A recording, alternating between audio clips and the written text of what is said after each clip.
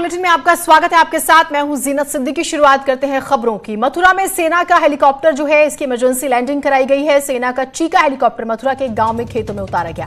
इस दौरान वहां लोगों की भीड़ इकट्ठी हो गई। बताया जा रहा है कि तकनीकी खराबी आ गई थी जिसकी वजह से आपात लैंडिंग कराई गई और इस लैंडिंग में हेलीकॉप्टर और पायलट दोनों ही सुरक्षित है, यानी कि हेलीकॉप्टर भी क्षतिग्रस्त नहीं हुआ है और पायलट जो है वो भी महफूज है। इमरजेंसी लैंडिंग कराई गई क्योंकि तकनीकी खराबी आ गई थी और इस तरह से हेलीकॉप्टर को देख के लोगों की भीड़ जरूर इकट्ठा हो गई थी। तो मथुरा में सेना के हेलीकॉप्टर की इमरजेंसी लैंडिंग कराई गई। तकनीकी खराबी की वजह से जो है ये लैंडिंग कराई गई। पायलट भी सुरक्षित है और हेलीकॉप्टर में भी किसी तरह की कोई टूट फूट नहीं हुई है, कोई क्षति हेलीकॉप्टर को भी नहीं हुई। और अब आप लोगों को देख रहे हैं एक्सक्लूसिव तस्वीरें न्यूज 18 की स्क्रीन पर। नितिन हमारे साथ, हमारे सहयोगी जुड़े हुए हैं। नितिन, पूरी खबर बताइएगा।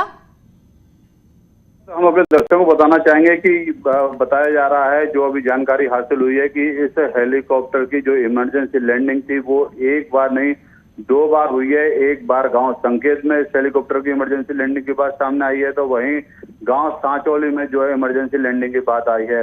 हेलीकॉप्टर की इमरजेंसी लैंडिंग के साथ ही जो आसपास के लोग थे उनकी भीड़ इकट्ठा हो गई। आनंद फानंद में जब तक कि पुलिस को इस मामले की सूचना दी गई, तत्काल पुलिस के आला अधिकारी वहां पर पहुंचते, लेकिन इमरजेंसी लैंडिंग के दौरान जो पायलट थे और सेना के जवान थे उन्होंने तकनीकी कमी को दूर किया और मात्र 10 मिनट में ही उन्होंने हेलीकॉप्टर को दोबारा टेक ऑफ किया, जिसके चलते जो पुलिस के अधिकारी हैं वो ज्यादा जानकारी नहीं जुटा पाए कि आखिर हेलीकॉप्टर किधर से आया था, किधर जा रहा था, सेना के जवान मथुरा के थे या मथुरा के बाहर के थे। फिलहाल अभी इस सारे मामले को लेकर संशय बना हुआ है, लेकिन कहीं ना कहीं ये कहा जा सकता है कि सेना का जिस तरीके से तस्वीरों में विमान हेलीकॉप्टर दिखाई दे रहा है उसकी सकुशल लैंडिंग हुई और एक बड़ा हादसा होने से टला है। जी जी। और अभी जो कमी थी क्या उसे दुरुस्त किया जा रहा है? वहां पर कुछ लोग पहुंचे हैं क्या उसे ठीक करने के लिए, या अभी वैसी ही स्थिति बनी हुई है? नहीं जी, जैसा कि हमने बताया कि जब हेलीकॉप्टर की इमरजेंसी लैंडिंग हुई थी उसी दौरान मात्र 10 मिनट के अंदर ही जो सेना के जवान थे उस हेलीकॉप्टर के अंदर थे, उन्होंने फोन पर किसी से वार्ता करी। वार्ता करने के दौरान जो कमी थी उसको दूर किया और उसके बाद हेलीकॉप्टर वो 10 मिनट में ही हवा में एक बार फिर उड़ा ले गए। जी, बहुत शुक्रिया आपका तमाम जानकारियों के लिए। उधर नीट और जेईई की परीक्षाएं रोकने से सुप्रीम कोर्ट ने इनकार कर दिया है। कहा क्या देश में सब कुछ रोक दिया जाए? नीट और जेईई की परीक्षाएं रोकने वाली याचिका को सुप्रीम कोर्ट ने खारिज कर दिया। यह बड़ा फैसला जो है माना जा रहा है। सुप्रीम कोर्ट ने कहा क्या छात्रों का भविष्य दांव पर लगा दें? ऐसा नहीं किया जा सकता। शंकर हमारे साथ, हमारे सहयोगी जुड़े हुए हैं। शंकर, अमूमन जो हम वैसे भी देख रहे हैं कि सब कुछ रोका नहीं जा सकता और यही बात यहाँ पर कोर्ट कहता हुआ भी नजर आ रहा है कि जिंदगी नहीं रुक सकती, इम्तिहान भी नहीं रुकने चाहिए, बच्चों का भविष्य जो है नहीं दांव पर लगा सकते।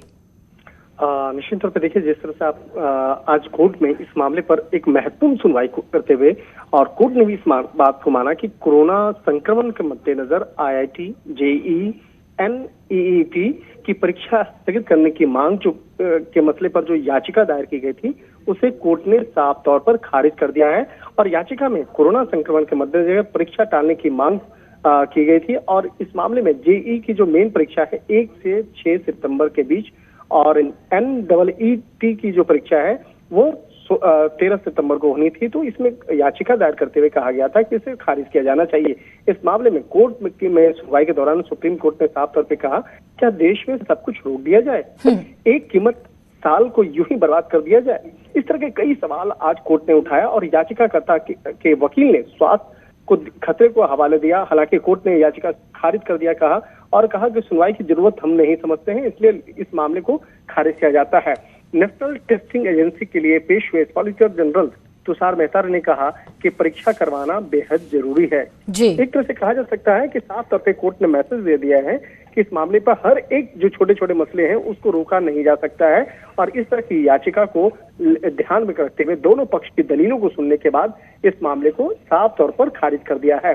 हालांकि 11 छात्रों की तरफ से सुप्रीम कोर्ट में इस मामले में याचिका दायर की गई थी और इस मामले में 1 से 6 सितंबर के बाद और जो नीट की जो परीक्षा है 13 सितंबर करवाने की घोषणा की गई थी।